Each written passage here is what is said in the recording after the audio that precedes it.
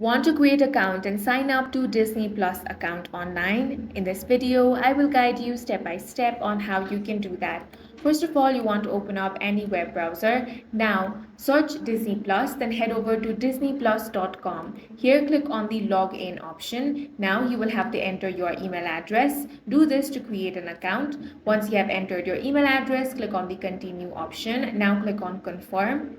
Now, here it says create an account to continue. Go ahead and create a password. Make sure to choose a strong one. Now click agree and continue. Next, enter your date of birth, enter month, day and year. Now select save and continue option.